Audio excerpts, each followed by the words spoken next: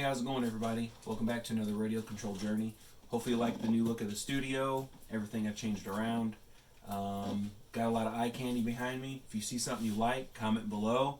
If there's enough comments over that one RC car, then I'll probably go ahead and do a video over it. It's hard to get to every one. This isn't even close to all of them that I have. Today's video is about this. This is the 1 to 10th scale high-speed Sport VXL. I just bought it to do an unboxing, so it's going to be a nice little yard basher to play with for a little bit and then pass down to somebody in the family. So let's get right at it. Let's see what's inside.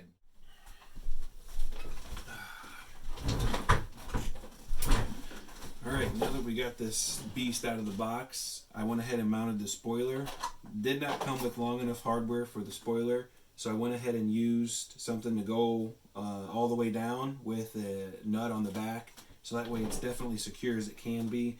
It is a little flimsy, but that's good for when you wreck. When you set the body on it with the spoiler mounted, you're either going to have to raise the body mounts or trim the back of the body out. Now I vote trimming the back of the body out, so that way if you lift it up with the body mounts, it's going to get dirt and clutter in there. But if you lower it down and trim it out, it keeps your body over the RC car, so a lot of dirt and crud's not going to get it for when you're turning and hitting the gas at the same time. I do like the way this is built. The more I look at it, the more I'm definitely liking it and wanting to put it on the road and play with it and see what it's really about. Let's get the boring stuff over with. It is a 1 to 10th scale high-speed four-wheel drive 2.4 gigahertz. Now I did get the brushless version.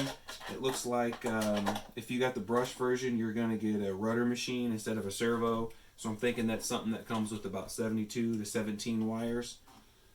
You do not get oil-filled shocks, even though there's oil all over the place. I think the O-ring is blown out, or they just put a lot of grease on a shock that's not supposed to hold it. I like that it has, if you get the brushless version, it's a no-name servo, but they're saying it's a Metal Gear digital servo, 2.2 kilograms, so that's cool. I like that it has metal bearings. The tires don't feel too bad. I think they're real slippery because of all the oil that was all over the box. But other than that, it's going to be a bouncy ride, as you can tell. The transmitter I'm not liking because, as I said before, it only has steering trim. There is no throttle trim, steering reverse, throttle reverse. There's just on-off, gas, turning, a red and a green light, which I guess the red is for when it's dead or out of connection, and then the steering trim. So I don't know. It is 2.4 gigahertz. I can't complain. I can't remember how much this whole system costs, but I'll throw it up so you can tell. Seems like it could have a little bit bigger spoiler. It just looks like the spoiler is a little small compared to everything else. It's just like a little stubby. Do you guys feel the same way compared to something like the eRevo 2.0 or the old school eRevo? I do like that it has parts. That's nice. Parts in the back with part numbers. So if someone buys this for their son, or if you're a younger buck trying to play with this and you break something, you can replace it. That's the best, as opposed to going and buying a new bright and just happen to buy a brand new RC car every single time something breaks. No one wants to do that. The transmitter takes 3 batteries. That's nice. Instead of 4, which the batteries seem to be dwindling down from 8. Oh, I can't believe I bought 8 brand new batteries every time I needed them in a transmitter. Plus, owning as many RC cars as I do, it was very expensive. So let's dig into the RC car. Of course, in the bag you just got USB charger, a 4-way wrench, Phillips screwdriver, and an extra battery foam just in case you run a smaller battery. Need to get this battery out on the charger. I guess a good upgrade you can say is it comes with DIN connectors. Those are nice and secure, make very good contact. It is a 1600 milliamp hour, 7.4 volt mAh LiPo. It is not a lithium ion or vape batteries. It is an actual LiPo, so you can use this until it gets puffy. Toss it in the garbage. The heat sinks on the ESCs, the number one thing that I see. That's nice, so it can cool itself down. You don't want to burn anything up. It looks as though they have it mounted to the speed controller mount with a zip tie, which I guess that's fine. 3-wire servo, so I think I do have the 2.4 kilogram digital servo, and it is a 3-wire, so that's good instead of 72. And the grooves across the motor are nice. They kind of make it look like an old school Mamba. I'm not sure what size it is. I'm thinking along the size of maybe 540, something like a 1/16 scale Valenian brushless system.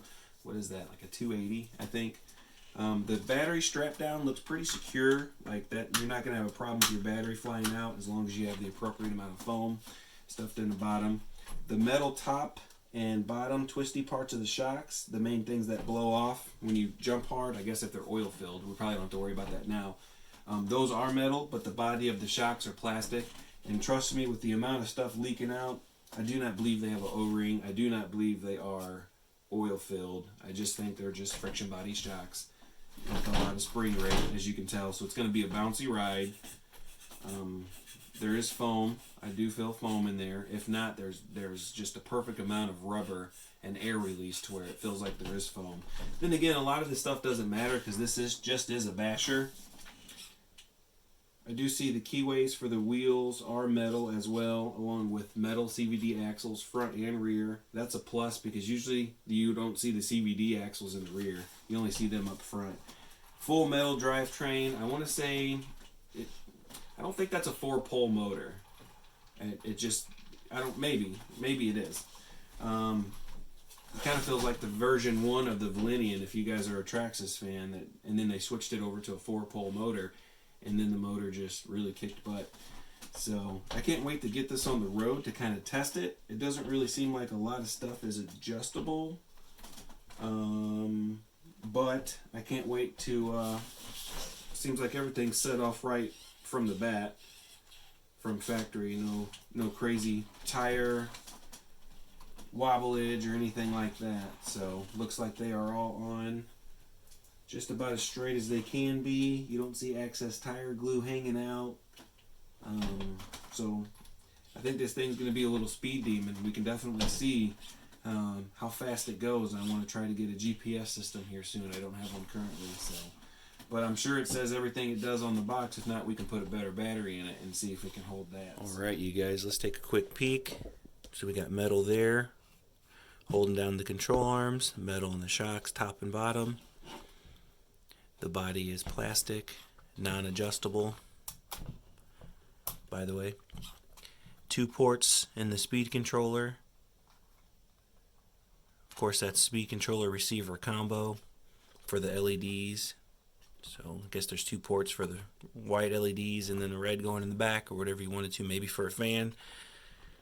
We got that nice 2.4 kilogram digital servo, 3-wire, along with this decently stout motor. Feels like the gear mesh is too close. I bet 48 pitch. You push down on this, and then that's how you get the battery out. CVD drive shafts, front and rear. Those are nice, with the cast metal in there as well. So it looks like a stout RC car. The crossover aluminum bar is metal.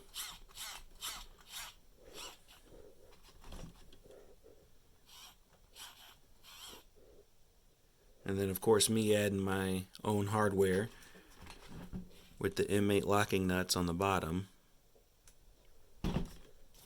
So I think that could have went wrapped around and been built a little stronger. Of course there's the metal piece I was telling you about with the rear CVD drive shafts. So I've seen worse, I've seen better, but for the price, this is pretty nice. You guys, happy with my purchase? I like how much metal this thing has. I think the bearings and the CVD axles are a plus. The shocks are to be expected, and I assume the tires will be much worse. As I wipe the oil and grease and stuff off the tires, they feel a lot better. So it surprised me with the brushless system, feeling as good as it does, and the LiPo battery. Hopefully that doesn't get puffy right away. What didn't surprise me was the hardware supplies to mount down the spoiler. One wreck and those 2 or 3 threads that bit in there is going to snap right off. So like the Dean's connectors, that actually was another surprise. I'm going to get this battery charged up. I'm going to check on the gear mesh, which is a common problem with RC cars. Tighten up the tires, because that's another common problem with RC cars. We've all had a tire run by us, not even knowing why. Really, we should have checked on how tight the tire was, even if it's too tight. So, thank you guys very much for watching. If you like the new look of the studio, comment down below on what RC car you want to see next. Don't forget to keep an eye out, because it is going to change pretty much periodically throughout the videos I do. And keep an eye out for this running video. It should be next. Stay tuned. I appreciate it, guys.